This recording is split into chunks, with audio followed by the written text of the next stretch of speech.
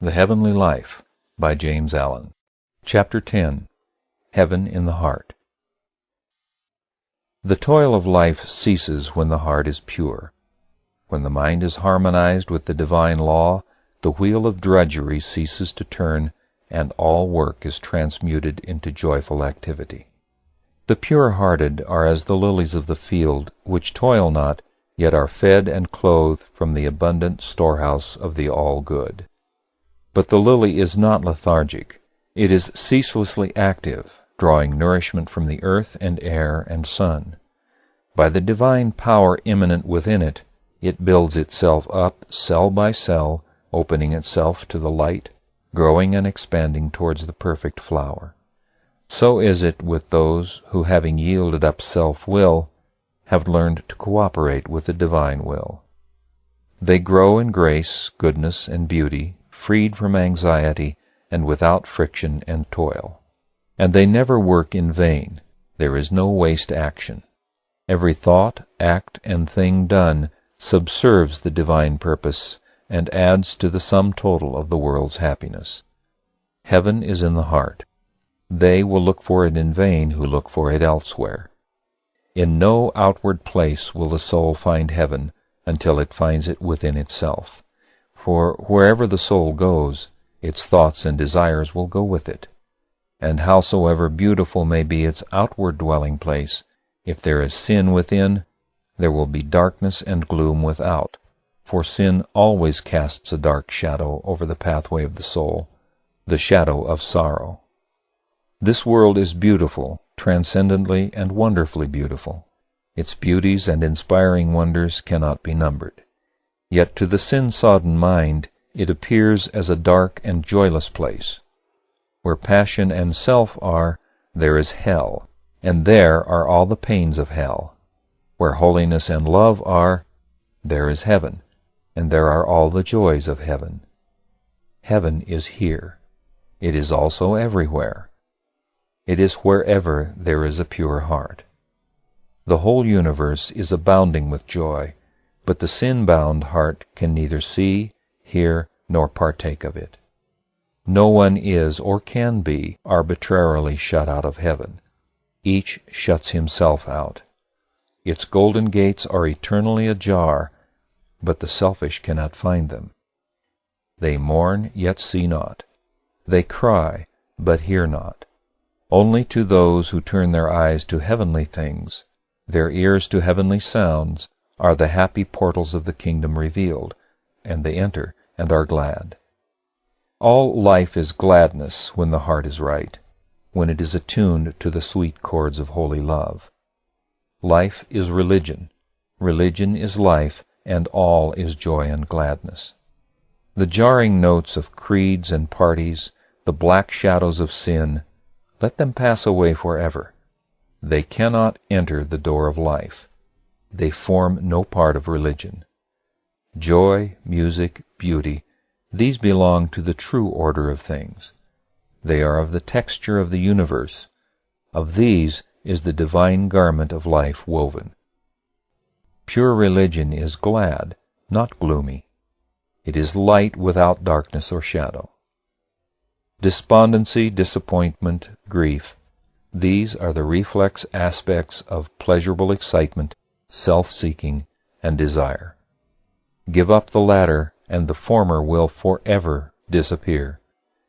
Then there remains the perfect bliss of heaven. Abounding and unallied happiness is man's true life. Perfect blessedness is his rightful portion, and when he loses his false life and finds the true, he enters into the full possession of his kingdom. The kingdom of heaven is man's home, and it is here and now. It is in his own heart, and he is not left without guides, if he wills to find it. All man's sorrows and sufferings are the result of his own self-elected estrangement from the divine source, the all-good, the Father, the heart of love. Let him return to his home. His peace awaits him. The heavenly-hearted are without sorrow and suffering, because they are without sin. What the worldly-minded call troubles, they regard as pleasant tasks of love and wisdom. Troubles belong to hell. They do not enter heaven. This is so simple it should not appear strange. If you have a trouble, it is in your own mind, and nowhere else. You make it. It is not made for you. It is not in your task. It is not in that outward thing. You are its creator, and it derives its life from you only.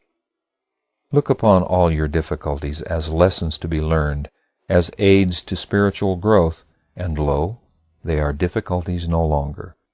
This is one of the pathways up to heaven. To transmute everything into happiness and joy, this is supremely the work and duty of the heavenly-minded man. To reduce everything to wretchedness and deprivation is the process which the worldly-minded unconsciously pursue. To live in love is to work in joy. Love is the magic that transforms all things into power and beauty. It brings plenty out of poverty, power out of weakness, loveliness out of deformity, sweetness out of bitterness, light out of darkness, and produces all blissful conditions out of its own substantial but indefinable essence. He who loves can never want. The universe belongs to goodness, and it therefore belongs to the good man.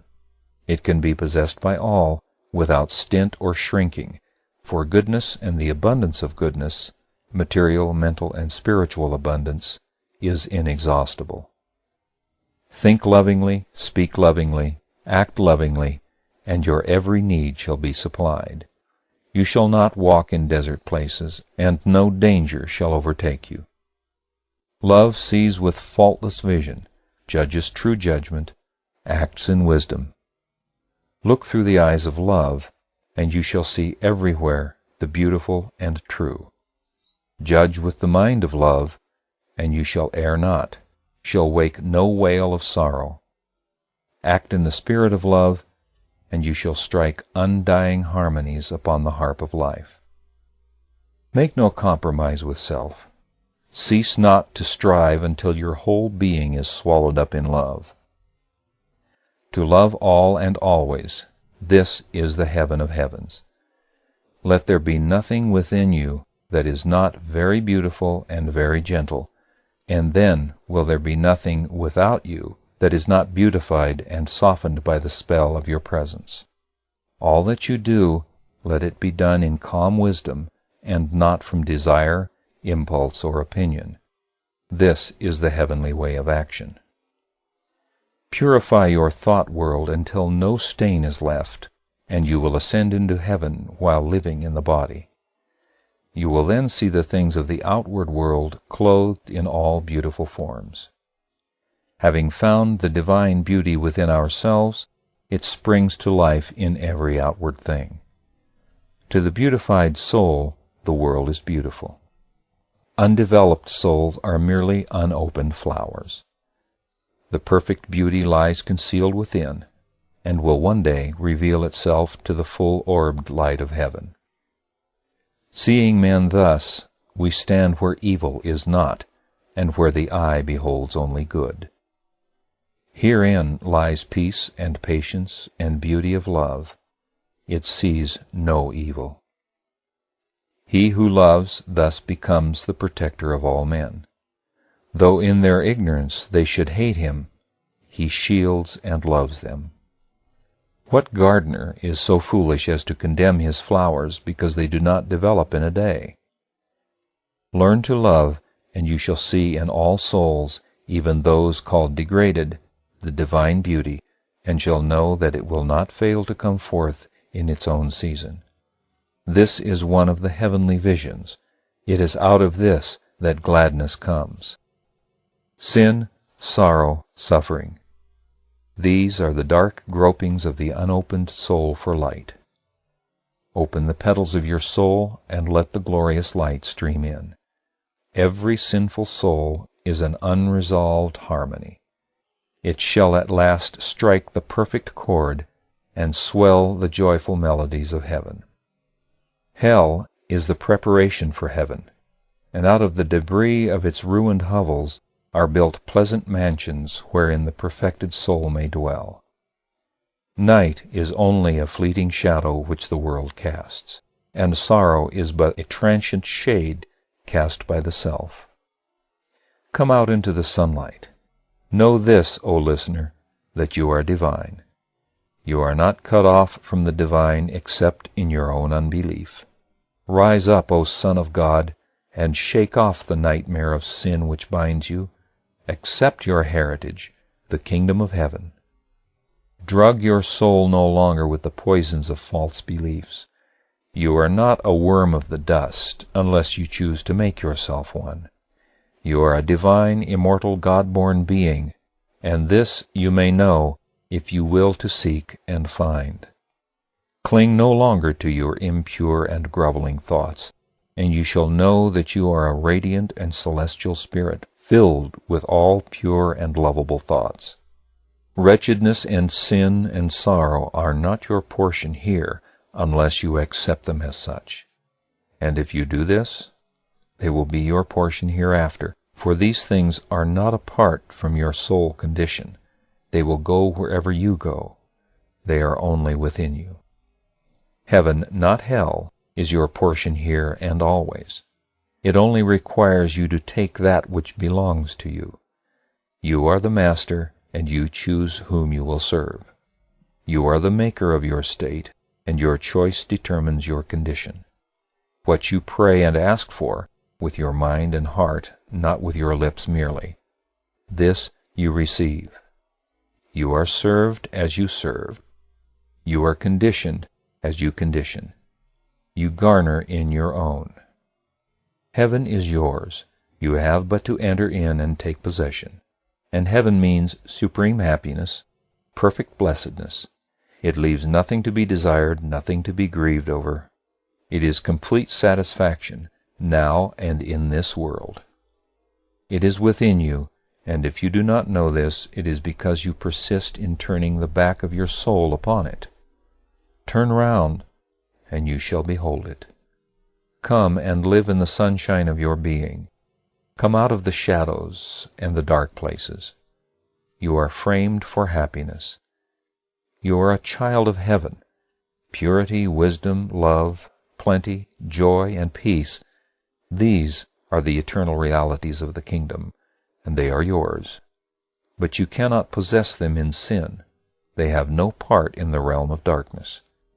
They belong to the light which lighteth every man that cometh into the world, the light of spotless love. They are the heritage of the holy Christ child who shall come to birth in your soul when you are ready to divest yourself of all your impurities. They are your real self. But he whose soul has been safely delivered of the wonderful joy child does not forget the travail of the world. End of The Heavenly Life by James Allen.